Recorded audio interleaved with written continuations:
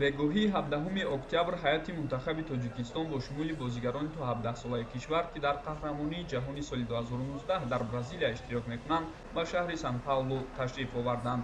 ёдовар мешавем ки ҳайати мунтахаби футболбозони то 17-солаи мо субҳи 17 октябри соли ҷорӣ тавассути хатсайри транзитии ҳавоии душанбе истанбул аз фурудгоҳи байналмилалии пойтахт ба туркия омаданд ва аз ин ҷо роҳи худро ҷониби шаҳри сан-паулуи бразилия идома доданд.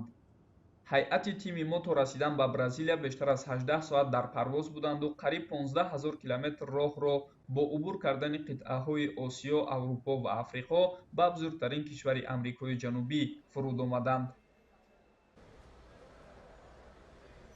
пас аз расидан ба фурудгоҳи байналмилалии сан-паулу гуаральюсии бразилия ҳайати тоҷикистон ба меҳмонхонаи Bristol International Airport Hotel роҳ пеш гирифт.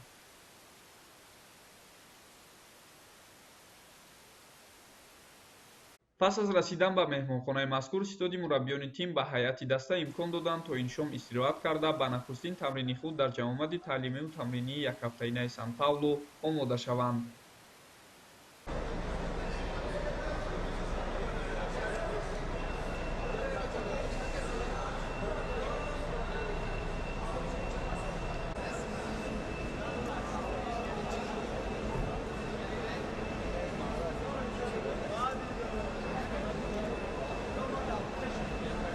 Adriana da